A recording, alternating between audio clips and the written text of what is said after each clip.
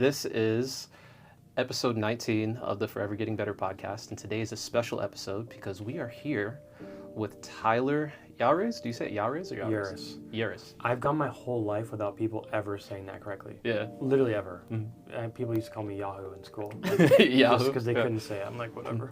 I'll take it. Mm-hmm. Yeah. Yahres. Yahres. So Tyler Yahres, who is the founder, CEO, and operator of MindShare in Casas Adobes, Arizona, which is basically Tucson.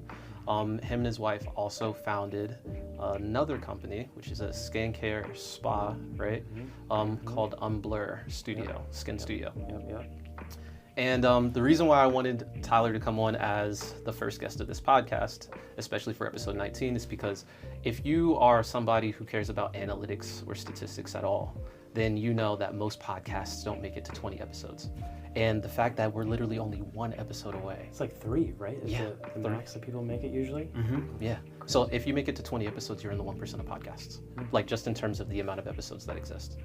And one thing that I thought was really important to focus on specifically for this episode is consistency. And one thing that I've been very grateful to see and be a part of since I've started being here at MindShare is just watching how consistent you've been throughout this entire journey. Not just with building the space, but with also helping and operating with Blur Skin Studio, and just the amount of work that you put on a regular basis when it comes to building the website, the APIs that make everything run, and then ultimately the marketing itself, the social media marketing has been insane. And the fact that you're able to come up with actual creative content on a regular basis. That ain't easy to tell you. Yeah. And I know especially recently, we had a lot of conversations that revolved around recruiting is just stressful and I have a lot on my plate and I'm busy. And then the craziest thing happened. You made time. and now there are people in here literally all the time. So on that note, the whole making time thing, it's something that you can get done as much as you allow, as big of a container as you give for yourself, you can get everything done in that. If you give yourself an infinite window, which is, I've literally stabbed myself with that knife before, is you'll take that much time. If you give yourself a smaller container, you'll always get it. You find a way to get it done. It's crazy. It's crazy. Where do you think you got that from? I know that you're an avid reader, and I also know your parents are entrepreneurs. Was it from them or? That specific, I kind of act with urgency all the time anyway. Yeah. I think it's because I got ADHD brain. I'm all the time, all over the place. So if I don't give myself a container to do something, I'm packing everything into that container, and it's insane. I'm all over, a squirrel brain. Yeah. So I've had to give myself okay, you want to batch these emails, you have 1 hour to do that. Get on it. So I'm not pulling out my phone. I'm on Google every 10 minutes, just Googling something that I thought of in my head. I'm I have to cut that out because I have an hour. Yeah. That I give myself. Sometimes I'm lax about it too. So I try to be more strict about it. But that's really it. And the whole container analogy though, I got from a podcast or something. Yeah. But I've always gave myself a block, I guess, of time you call it. That's fair. Is that a pretty new thing, or you've been doing that for a while? On and off. Yeah. Like I said, I want to be more strict with that. So it's still one of those things. Everything that's important, you have to try it, do it a million times until you get used to it. That's fair. But yeah, I'm trying to be more. I used to be terrible about it. Yeah. I had another job, I had this place, I had this spa. I'm I had these side projects I was working on, 3 apps building at the same time. This is crazy. So that's one of the things I've tried to implement to rein myself back in. Do you think that feels natural to you? Now that you're implementing this system, is it something that okay, yeah, this is sustainable, or do you think kind of juggling those things with the ADHD squirrel brain, as you put it? Yeah. Do you think that's more finding a system that could accommodate for that would be? I have swung basically. It's been a pendulum. So I've tried to cut everything out except for MindShare. I'm like, this is the only thing I can do. Don't take your face off the screen. Like, get it done. Don't get distracted. Yeah. And it just makes me not happy. Like, I can't do it. And like, the work that I'm producing and like everything that I'm creating when I do that to myself, it just wasn't like, it was like counterproductive. That's fair too. Like, and you mentioned this the last time that we spoke, which was like, you know, with MindShare, this is definitely an entrepreneurial venture, and Umblerskin Studio also is. But you don't really see yourself as much as an entrepreneur as you do an inventor. Right? Yeah, that's aspirationally what, you know, ever since I was a kid, I wanted to be. That's what I want my title to be. Yeah. Like, I don't know what the actual definition of that would be if you give it to it, but I was like, I just like making stuff. Yeah. I like creating stuff. That's why I like software so much. It's like, you start with nothing, and then you can like build something. It's like came from nothing. And like, I was always in the garage, always like in the shop, like making something like that. Started as nothing, and now it's something. Okay. Or, like, that was a different item, and now it's this item. Like, that I love. Yeah. And you can take that out of the physical and bring it into, you know, creating a business as well, or creating a podcast or whatever. It's like making something new. Yeah. And that ties back into my main problem, where I'm always craving making something new. Yeah. So I have to like give myself a little, but don't like let my like get lost. You know what I mean? So what was that something new with MindShare? Because like there are other co-working spaces, but you and I both know this is really different. And so like where does the innovation lie in this model? Right. So kind of, first of all, the backstory. Yeah. I didn't want a co-working space. Like, it wasn't something that I'm like, oh, I have this genius idea, let's make a co-working space. It started as, we want an office, we want to not have all this podcast equipment that we set up and tear down. We were doing it in the spa. It was a nightmare. We want to take pictures. We got to go on location somewhere. Like, I'm working, I have 5 cats, and they're like all climbing on me. I'm trying to work at home. I'm like, this is chaos. I'm like, I need to like get a place. And my wife wanted office too, because she's over there. People are talking, hey, can I have this? What's that? Where's that? Can I take a break? Like, so like, okay, she needs an office. Yeah. I'm like all over the place. We got to lock this dude down. And it turned into, ended up becoming a co-working space because we had so much extra space and so much awesome stuff. Like, let's share it. Doesn't make any sense. And like, financially or like morally, just like keep it to ourselves. Yeah. But back to your question, I don't want to just have a basic co-working space. Like, that's been done. And I'm not saying this is anything like crazy, like new technology, like Uber or something. Like, it's not. I mean, you built your own APIs for it. Yeah. There's a fun button out front, dude. Like, fun button. You gotta hit the fun button. Yeah. But on top of creating a space that had a different environment and feel. Yeah. I think what can be done differently on the back end. So this whole place is run by an app, a set of 2 apps for the member and for the admin. So somebody signs up completely online. Admin only has to press one button, and all the paperwork, all the door codes are generated. Like, everything is like generated. If we want to contact somebody, it's built into the portal. One button press for follow-ups. Like, there's so much, like, the monitoring system. Like, you can monitor when people are in here. You can see when amenities are in use. We have the activity meter, like, it calculates how many people are in here. Like, there's nothing exciting to me about having a traditional co-working space, although it would have been significantly easier for me to just have one employee at a counter and handles all this stuff. But I'm here to create a bigger value.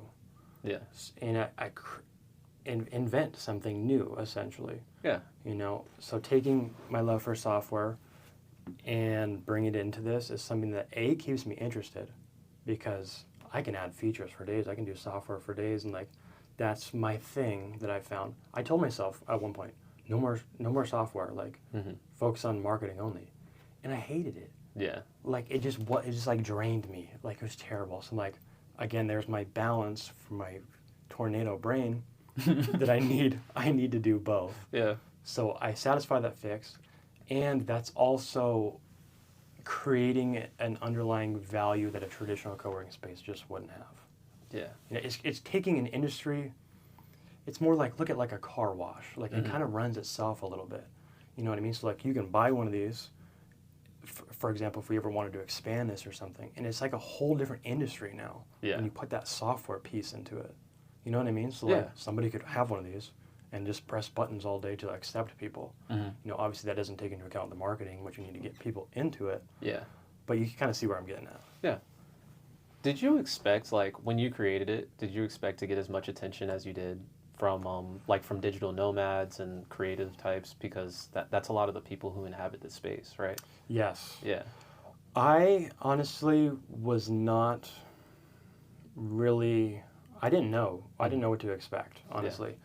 I pictured, I don't know, software guys, designers, like, I pictured like a little bit of that. I'm like, who else would use this kind of space? But like, I'm like trying to imagine, like, you see people in coffee shops working, you see people working everywhere, but you don't know what they do. I'm like, so I'm like, I don't know. Those people, whatever they're doing, they can do it here. Yeah.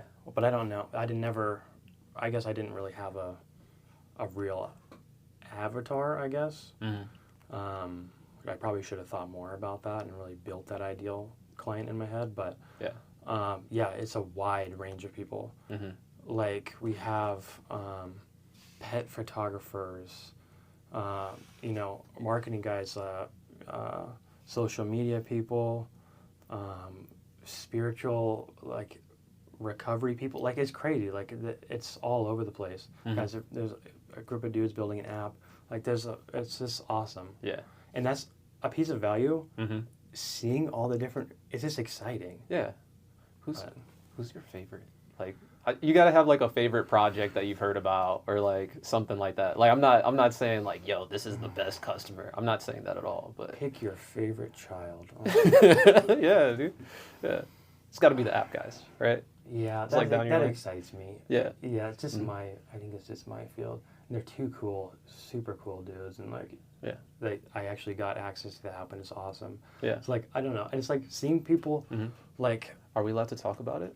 I don't know. Okay. All right. Okay. All right. But it's available now. It's a question game that you can play with your partner, and me and Sam actually did it. It's awesome. Yeah.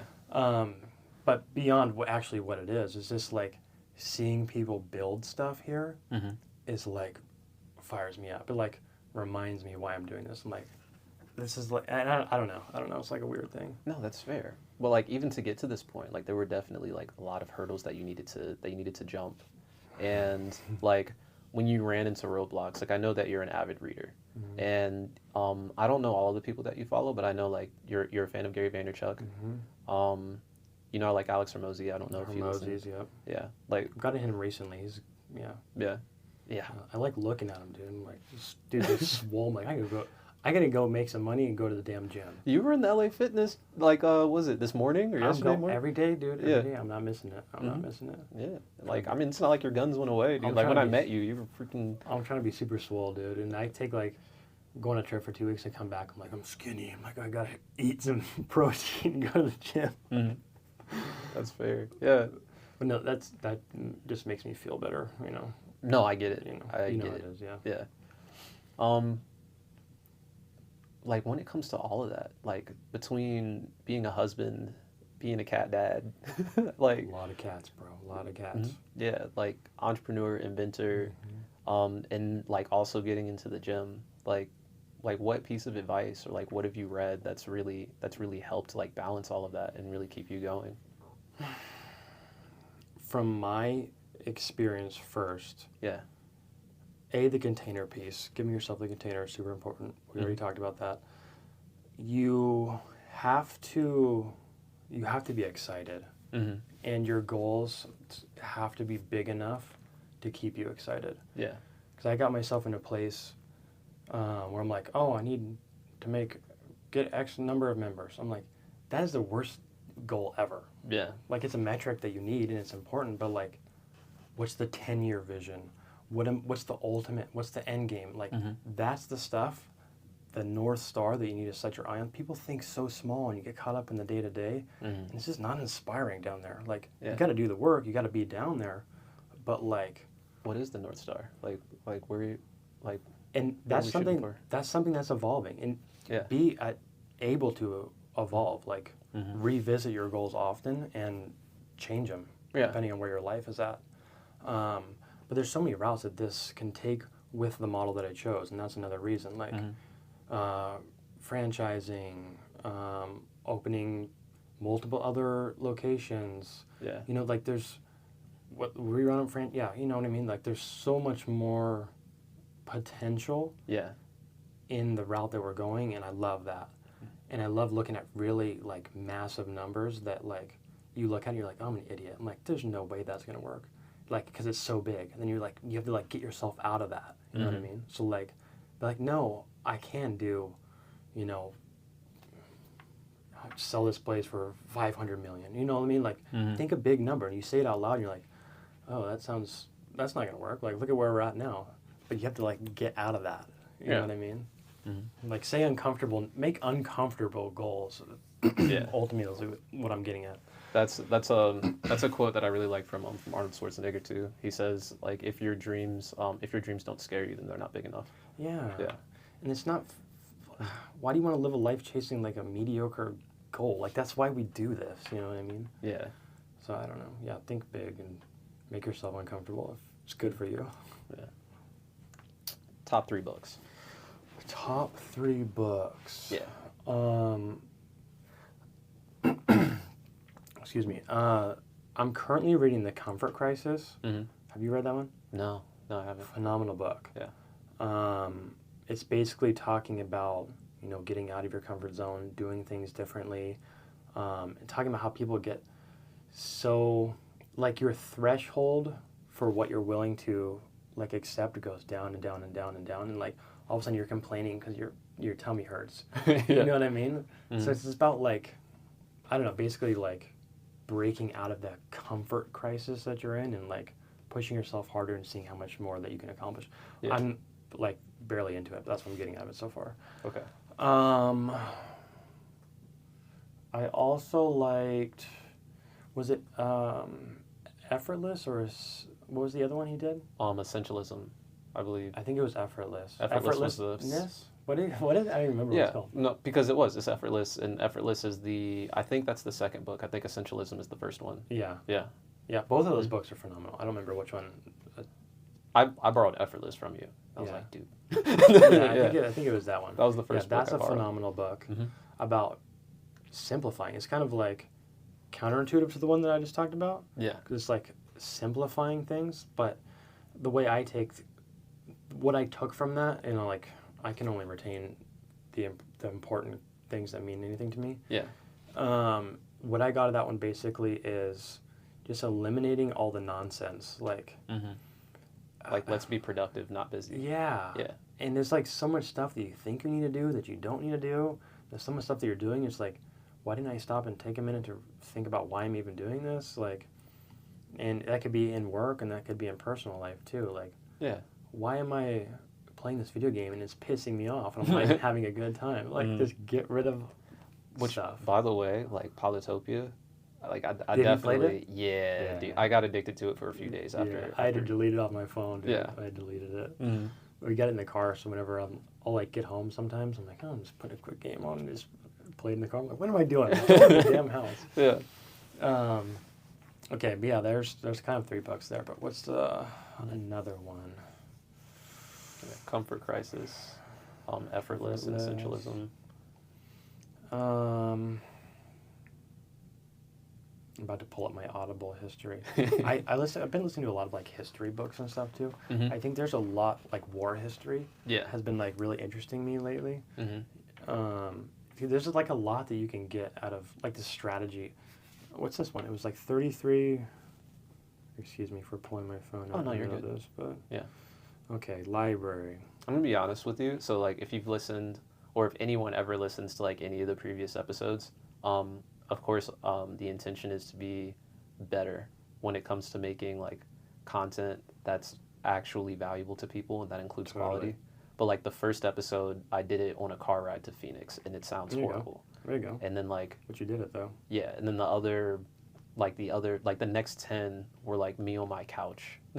You know what I mean? Right. Talking into my phone. So totally. Yeah. And you don't got to get fancy with it. You know, just whatever makes you comfortable. Yeah. building a story brand was really great. Yeah.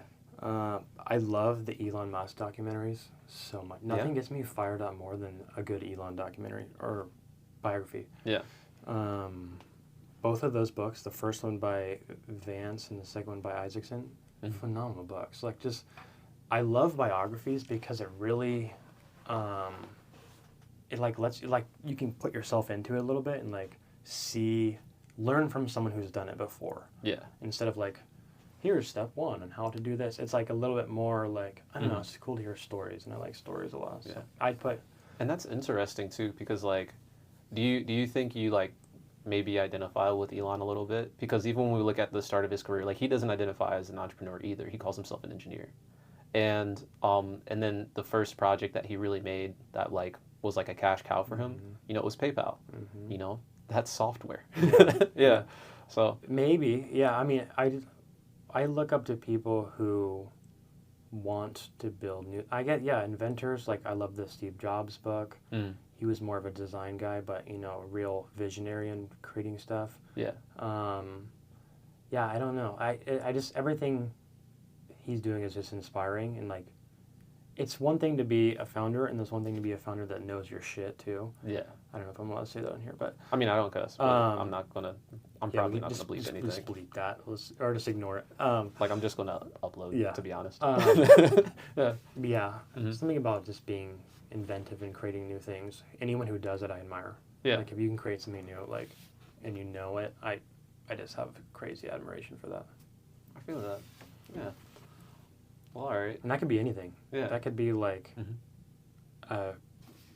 painting. Like, people create stuff. I think it's amazing. Yeah. Yeah. You know, I mean, you know, through my course of work, that's something that I appreciate too. I don't, and for a long time, I didn't identify as an artist or a creative type. Yes, I remember we had that whole conversation. Yeah. Although there are definitely people who see me that way, and that was something I had to unlearn. Like, if the intention is to really be as effective as possible in the way that, you know, like, the business serves people and that and I'm able to serve people and grow, then, like, one thing I need to step away from is like this. It's really ego driven, just like this need for making sure that people see me in a certain way or in a certain light. Totally. It's like, no, you come up, like, you show up the way that, you know, that people want you to, and there's nothing that you can really do about that. And then all of that time and energy you're spending trying to change their perception, it could be used like helping someone who may think otherwise, or maybe even helping them based on the way that they see you.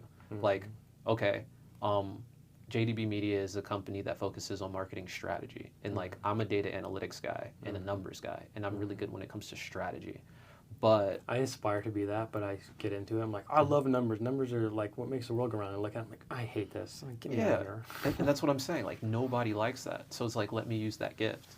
And if you come to me and you say like, oh, well, I just need a social media guy. Oh my goodness. Yeah. Right as the ad started playing audio, and then your phone rang. Yeah. But no, it's like I'm a social media guy. To some people, and like, if that's the way that they see me and that's what they need help with, then okay, I'll be the social media guy, and I'm still going to use strategy, you know. And when it comes to like the more like higher quality curated creative content stuff, like there are people that we work with and people on the team who are able to like provide that service because they are, you know, artists, and they are artistic, and they have that eye. Well, like, I love your strategy because, well, first of all, you are creating something. When you're like creating that document, you're like taking the numbers. Like, everything that I love, like engineering stuff, it's all numbers, it's all math, it's all the same stuff. We're just receiving it. We just enjoy it in different packaging, I guess. But the way there's Henry Ford, if you look up the exact quote, he was like in a lawsuit or something, and like, you're incompetent, and like, you can't do whatever. And his response was, why would I cloud my mind with all this useful stuff when on my desk I have an array of buttons that at any moment I can press, and someone who knows the answer to the question will be at my side. Yeah. And I'm like, I heard that. I'm like, I think about that all the time. Like, I love, you said Henry Ford said that? I believe it was Ford. That's Henry crazy. Ford, yeah. Yeah. He was like, they were trying to prove a point that he was stupid. And then he said that, and it's like, case closed. Yeah. Like, you're not stupid. You kind of got that going on, where like, you're handling the show, but you got those buttons. If you don't want to be the designer, you got the designer button. Yeah. Like, I love that. You got your array of buttons. Like I'm a huge advocate for that, and like that's part of the reason why I like this space, right? Is the people who are coming here, and like we're about to wrap up soon, I promise. Yeah. But like, let's keep going. Okay. But yeah, like just the array of people who come here, for example, or like just in Tucson, or like there's so many talented entrepreneurs and like talented artists, photographers, web designers, copywriters, journalists, and a lot of us, especially in our generation, like a lot of us are doing things on our own. And there's an old saying, you know, if you want to go fast, go alone, but if you want to go far, go together. Totally. And so like I'm a huge fan of the concept of collaborating with other people and like being a part of the team. I don't really even care what the name of the team is. Like the reason why the name of the company is JDB Media is because I didn't want to produce the brain power to come up with a name. I was just like, my initials are fine. And the government says you need to have a name. Yeah, exactly. So just like whatever. And you want to know something? Like the name of the holding company for JDB Media and like, you know, like in the investment properties that I have, the name of the holding company is Javon Incorporated. Like it's just like to me it's the name is so arbitrary. It's what are we doing? Like when I look at a company like Nike, like what does Nike mean? We have no idea what Nike means. Doesn't right? matter. Right? It's not the name of the company. It's the product that they produce and what they're associated with. And that's just produced over time. Like when you create a good product and people appreciate it and you make good relationships and good like just good associations, like when Nike got with Michael Jordan and like that was huge for them, for example. Like it's not the name of the company, it's that. Like McDonald's had Ronald McDonald, you know, Disney had Mickey Mouse. They're about to lose it, but you know what I mean? So like just stuff like that. But, right. And like, that reminds me of something I saw recently, and this is something that you know might be obvious. It's like Nike doesn't sell shoes. Yeah. McDonald's doesn't sell food. They're selling the feeling and what you could be and that athlete. And like I've been thinking about that a lot lately. Yeah. And like, because I spent so much time like, oh, I'm going to film the space. Like, the space is cool, but like, that's not what I'm selling. I'm not selling the space. I'm selling what the space can do for you. Yeah. What the tools can do for you. What the people you meet can do for you. So that was a shift I made recently too, that I'm trying to be a little bit more, I guess, motivational and inspirational and like make that kind of content that makes you feel good instead of like, here's my refrigerator again. Yeah. You know what I mean? I mean, I'm a design guy, so like in my head, I'm like, look how cool this is. Like, look how awesome. Like, this is where my head goes. I'm like, that's wrong. I mean, yeah, I'm not going to say it's wrong. It could be better. I like the fact that you started also incorporating, like when you sat down and you were like, yeah, so, like I remember when you came up with like the flex packaging, the flex pricing, you're like, okay, so we listened to you guys, like, these were the discrepancies that you have, so we came up with a whole new pricing system just for you, right? And to me, that was huge. And like, I think that was also the first time that I saw your face on camera and heard your voice at the same time. Yeah. I was like, yeah. But to me, it was like, man, like, cool. Like, now we get to see, and like, that was a big deal to me. And then you know, there's another member here, Jordan Rasky. Yeah, she's right? Great. Yeah, I met her for the first time today. She's great. Yeah, and then she posted, she made that video of her in MindShare, and you were like, yes. Yeah, like, I love that. I'm like, yeah, do more of that, please. And that's what I'm saying. Like to me, I mean, you're right, because you're right. It's like, it's not so much educating people on what it is that is offered. Like, oh yeah, we have fries, we have burgers for McDonald's, but it's not that. It's totally like, just, I mean, better slogan. I think it's easier, but it's like, hungry, grab a Snickers. Like, that's it. I'm not going to tell you what's in it. You know what I mean? You're not you when you're hungry. You're yeah. Like, I'm going to be a real jerk if I don't eat this Snickers. Yeah. Like, I'm going to get one. And that's compelling, you know? Totally. So, yeah, like you said, just like really translating that feeling to people. And yeah, dude, but like, I really appreciate what you're doing here. Back to the, I appreciate that you appreciate it. I'm glad that, I appreciate you for being one of, if not the longest standing member here. Yeah. I think you are at this point. So I appreciate you. Like, people like you are the reason why I do this. Like, Thank you, yeah. If it wasn't for people like you, and I knew there wasn't more of you out there, more good-hearted people out there, I'd shut this shit down. Shut it down and work on myself with all the lights off, you know what I mean? Like, but you, people like you are why I do this. Yeah. It's back to the seeing my face in the camera thing. Like, I know there's so many people who are petrified to do that or really don't want to do that. But that's something that I've been playing with more. I'm like, I feel like in today's, I know, and you can correct me if I'm wrong. I'm like, I feel like showing that personality, and that's kind of what you were getting to, is like so important. Yeah. Like, if we're using like count as a metric, for example, if my face is in it, it's like 2 to 3 times more. Yeah. And I'm like, I don't know what the psychology is, just like People human like people. connection. Yeah. People like people. Yeah. But yeah, I'm like, you gotta just do it. Just do it. Mm-hmm. Yeah. You know, and this is a weird business too, where I'm like, I almost need like a personal brand and show myself here. So I'm like struggling with that too. I'm like, how do I make this not the Tyler show? Yeah. You know what I mean? So like that's why I'm trying to like that for the content Jordan made, for example, of people using it. I'm trying to get more of that too, without also being like, I don't know. I feel uncomfortable. I'm like holding a phone in the corner, like filming somebody. I'm like, no, then I gotta go interrupt them or ask them for permission. Yeah, like who's that guy breathing in the tree back there? Yeah. Why is that guy outside the window? I'm down to film that if you want. Like, yeah, that sounds like a funny skit. We should. That's good. Yeah. But yeah, I'm trying to figure that out too. I'm like about to hire like paid actors to like. Yeah. Like, because I feel, I don't know, I feel uncomfortable asking people. Maybe that's just me. Hey man, I never actually done it. You could pay people. You can go to the U of A and be like, free pizza.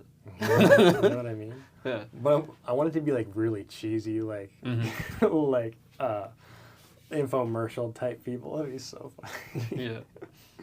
That's another thing about the whole strategy and stuff. I'm like, I don't take myself seriously whatsoever. I say stupid stuff. Yeah. I try to rile people up. I'll be goofy. I'm like, back to enjoying the enjoyment of what you're doing aspect. I find that like it's gonna be different for every industry, obviously, but like, enjoy, have fun. Stop like, I don't know if you agree on this. You're the social media guy. I'm like, I don't like when people feel so like, hello, thank you. This is why are we, you know, like, it's not fun to do. It's not fun to watch. Like, be human. Yeah.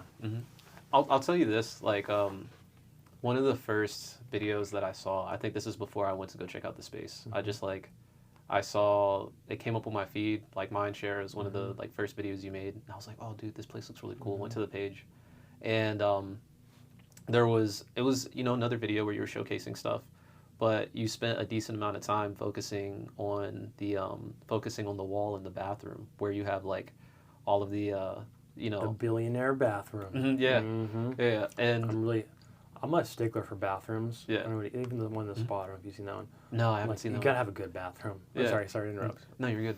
But like, and the top comment was somebody that was like, "Why do you have pictures of people's faces in the bathroom?" Oh, people get so riled up over whoever's face. Dude, I loved your comment. Your reply was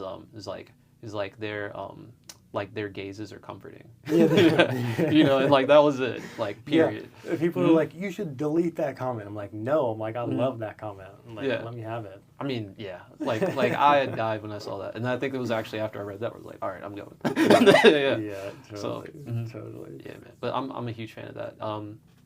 I was talking to somebody the other day about Southwest because like airlines. Yeah, Southwest Airlines. So a lot of people don't know this, but they're like not just airline. They're the fastest growing company in terms of revenue. Really? Yeah. And they've been around forever too. Right? Yeah. And so they did like this whole rebrand where like they made the heart logo and, you know, like their whole thing is like love, you know, love like LUV.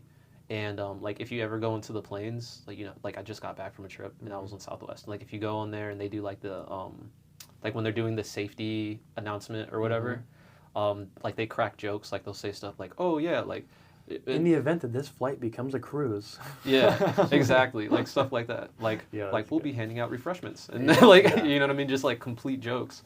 And the thing is like, even with that, there was somebody who wrote them, business owner for another company. I don't remember her name, but she wrote them like scathing, like this was unprofessional, da da da da da. And then the CEO of Southwest like personally wrote her back and was like, we're sorry, we'll miss you, because like they're just so unapologetic about who they are and what they stand for. D-Brand, the iPhone skins or the phone skins company. Do you know D-Brand? Follow them on X. Yeah. Formerly Twitter. They are hilarious, dude. Like they blast people. they call people like it's so good. Like look them up. It's like do some research on them. It's phenomenal. No, that's definitely coming. Yeah. But yeah, all right. So I do want to wrap it up. Yeah. I think like I asked for 30 minutes, and I think we've gone over that time for sure. But I know it feels like 10 minutes. Yeah, that's fair. Yeah. Quite quick. Yeah, but I'm trying to think. So D-Brand, looking that up on X for sure, right? Do you believe in ghosts? Do I believe in ghosts? It's a fun wrap-up question. I heard someone ask in the podcast before. Yeah. Have you ever experienced a ghost? Yeah. Holy shit. On that note, I mean, we don't have to get heavily into it, but like I'm an extremely spiritual guy. Well, I went on a ghost hunting thing before. Yeah. Mm-hmm. Yeah. That's it. Yeah. Was it the Waveform podcast? Somebody always ends with that question. Yeah. And hearing people's ghost stories, like, I'm sitting in my room, and the door closes. I'm like, no, I'm out. Yeah, dude. I was wondering if you had any like that. Oh yeah, for sure. Hit me. Actually, I had a recent one. So, I recently did a fast. Okay. And like, the whole point of fasting is so that you're able to get closer to God. Like that's the entire point. And like when you're not eating, you're supposed to supplement the times that you're not eating with prayer, like if you're doing it biblically. And so I did that, and objective achieved, like I got closer. And so I had like a real issue. I don't really want to talk about it specifically, but I had a really bad issue with a really bad vice for a while. And like during that fast, like all of the desire, like all of the want just went away. Like it was just like whatever that was, like it was lifted. I feel like more people should like figure that out. Right. Well, here's the thing. Like after that, like literally it was like day 3 of the fast. It was like 2 or 3 in the morning, and like, bro, I woke up. That's a lot of days. Sorry to interrupt. Yeah, I did a 4-day fast. It was supposed to be 3 days, and I messed up. I started like a day early. Because I was doing it with like other people. It was but like that happened. And by the way, like that's completely normal. Like a lot of I'm not going to say a lot of churches, but like the church that I go to, they start every January. They start with a 21-day fast, and so like the first 10 days it's just water, and then the rest of it it's called the Daniel fast. So it's just like fruits and vegetables. Yeah. Oh my gosh, it's crazy. Right, and it sounds wild, but like the whole point of it is, it's really to build spiritual connection, and you do that by like effectively. And here's the thing: like 3-4 days sounds wild, but even from from a medical standpoint, it's actually really good for you. Like it resets your entire metabolism and circadian rhythm. Like after day 4, your body goes into ketosis, so it stops burning calories and it starts burning fat. Like it's really healthy for you. I go like, I miss lunch and I feel like I'm gonna meet God like soon. That's crazy. I feel you. I'll look into that maybe. Yeah, no, it's good, man. It really is. But yeah. Anyway, what happened? What was the story? Anything further? So on day 3, just woke up in the middle of the night. Right, there's like no wind outside or anything like that. Like, and I'm not like, I think you know me long enough to know like I'm a like super logical guy. Yeah. Yeah, so it's not like, oh yeah, this type of stuff happens all the time. Like I'm not like esoteric, occult, like psychics. Like I'm not somebody that like obsesses over that kind of stuff. It's something that I look into because I do believe it's real, but it's like that's not my focus in life, and or an obsession or anything like that for me. But like on this 3rd day, woke up in the middle of the night, saw a figure in my room, and then like my door started moving like on its own, like. This man lives alone. Yeah, like I live by myself, and the door was closed. Like I sleep with my door closed. And I have a weapon on my bedside. Like you know, like military background. Freeze. Yeah, bro. Like I just you never know when something's gonna happen. So like I'm always prepared. Like self-defense is extremely important. Totally. But yeah, it was just this thing was in my room that like clearly wasn't human. The door opened by itself, and then like. I got chilled, bro. I don't like this. Yeah, I just started praying. That's all I did. Yeah. And I didn't know what to pray, so I just said, like the Lord's Prayer, which is like Jesus says the Lord's Prayer in like the New Testament. And I just like said the Lord's Prayer, and I just like kept saying it over and over again, and then like it went away. And so I don't know what would have happened otherwise, but it was just like, you know what I mean? Like, dude. I asked that question expecting there to be like no exciting answer. Yeah. Now I'm having nightmares probably. Okay, well, I am sorry for that. Yeah, that was like, that really happened to me. That's the only experience I've had in my adult life. All of the other experiences I had were like when I was a kid. Right. And I don't know. When I'm a kid, I'm like, did I fabricate that? I'm like, yeah, but it's actually like really normal. Like a lot of kids see stuff. Like, yeah. And one thing that I just got hip to recently, and like this is also biblical, but like the so like one thing that people will talk about is like seeing their dead grandmother or like ancestors or things like that, and like the Bible is really clear. So it doesn't, like, nothing is fake according to the Bible. Like the Bible talks about dragons, talks about ghosts, talks about like all that stuff, talks about magic. Like, okay, like, you know, in the book of Exodus, like Moses was able to turn like a staff into a snake, and then one of Pharaoh's priests did the same thing. You know, and he was trying to say that like just because Moses can do that doesn't mean that he's like chosen by God. Right, and like that was the point of that. But there's stories like that all throughout the Bible. So like just because something unexplainable happens doesn't mean it's like divine. But anyway, when it came to that in particular, I know. Okay, I no. All right, I'm in it. You're in it. Okay. I'm locked in now. All right. Yeah. So I'm waiting for the sequel to come out.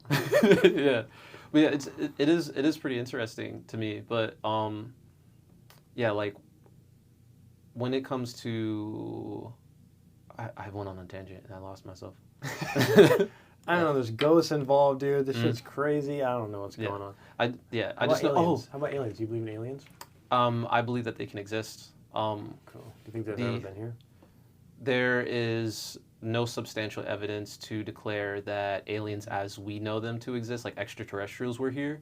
But if we look at like the Old Testament, for example, which comes from the Torah, and the Torah derives from Mesopotamian manuscripts, which were like brought to us by the ancient Sumerians. It's all written in stone, like these stone tablets in cuneiform.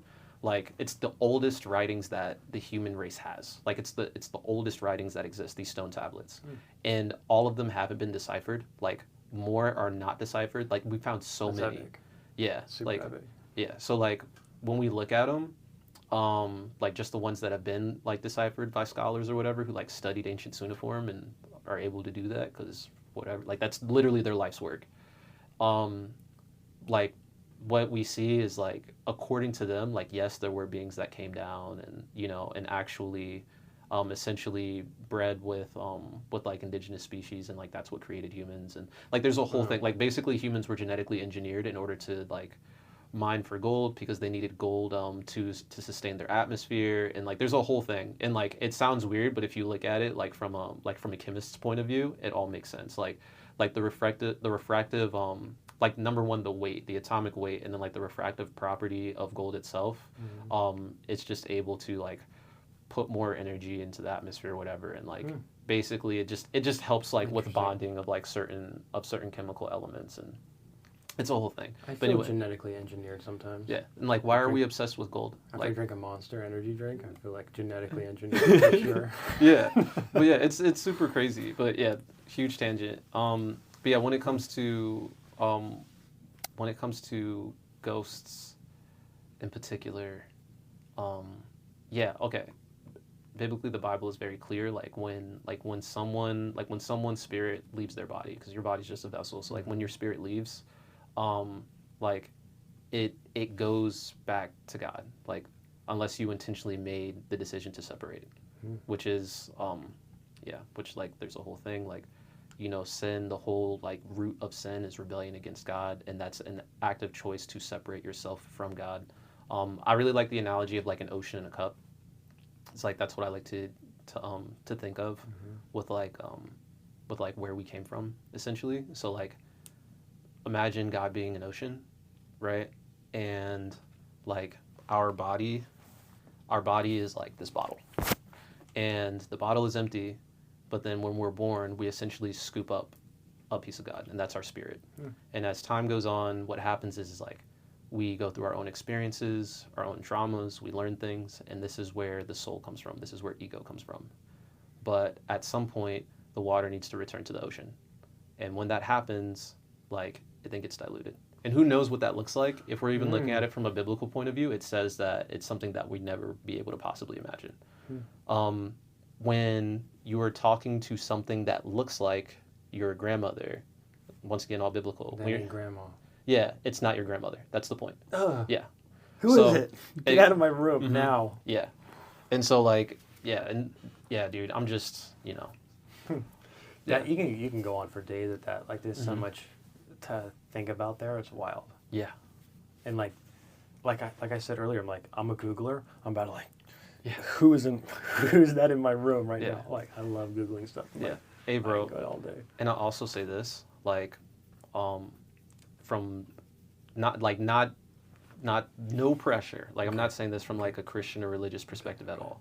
But if we're just looking at like the most certifiable like archaeological and historical document, there have been more copies of the New Testament and Old Testament than anywhere, like for any other book. Like there were only like 500 copies of the Quran before the Quran was created. There were only, like, when we're looking at like how many did you say? Like 500, and we took like 500 corroborated copies and then used that to create the Quran. And the Quran itself was created, I want to say it was like 100 years or like 150 years after Muhammad lived. You know what I mean? And then when we look at like Plato's life or Socrates' life, we're talking about anywhere between those guys are cool. Yeah, but we're talking about anywhere between like 50 to 600 copies of works that we use to like write about their life. And once again, it was hundreds of years before like any of that stuff was written. When we're looking at the New Testament, on the other hand, like Jesus died in 33 AD. The first book, the book of St. Luke, or like Luke, which was a whole biography about Jesus, it was written less than 25 years in 50 AD, right after he actually lived.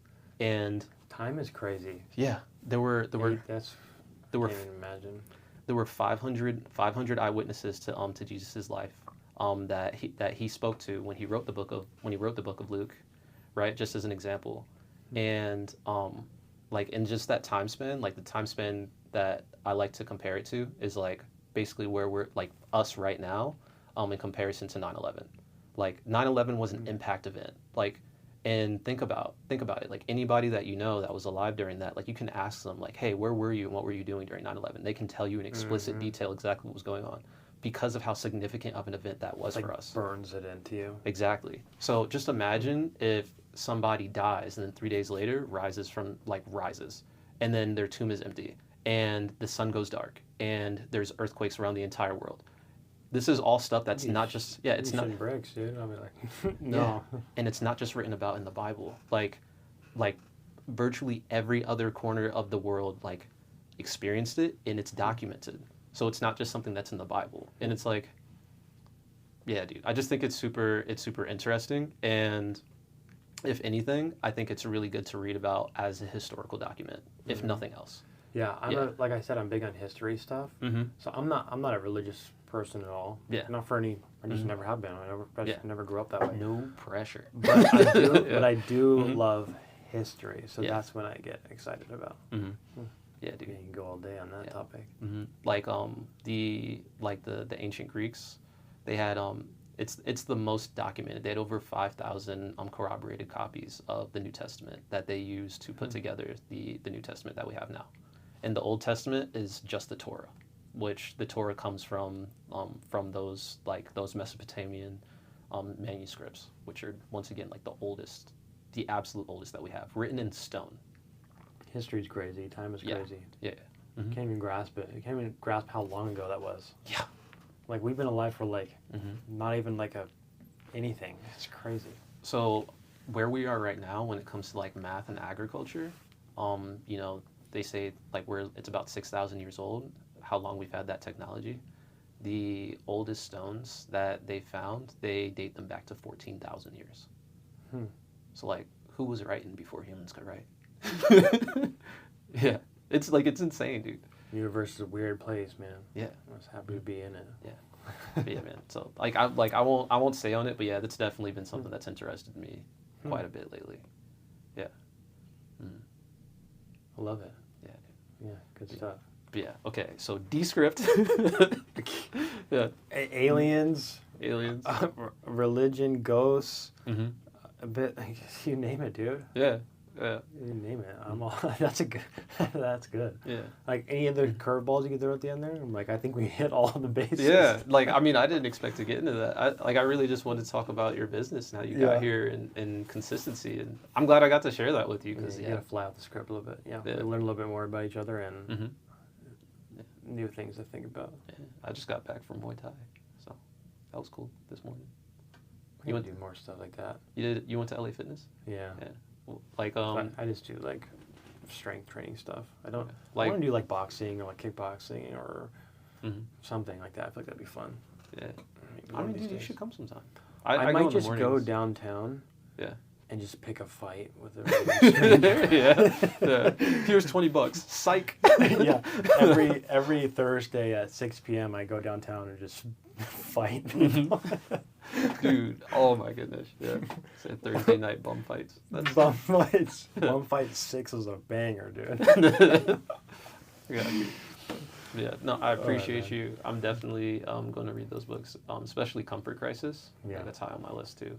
And good so far. If it's bad at the end, don't blame me. No. Okay. All right. I mean, yeah, we'll see. I'm sure I'll be able to grab something for it if it helped you. Yeah, totally. Yeah. But yeah, man. All right. This is Javon Brown and Tyler Yahres. Yahres. Jeez. See what I mean? Yeah. Never. Javon Brown and Tyler Yahres with the Forever Getting Better podcast. This has been episode 19, and we will talk to you later. Peace. I'm kind of mad it wasn't 20, actually. Episode 20 sounds better. Yeah? Okay, bye. All right. Yeah, man.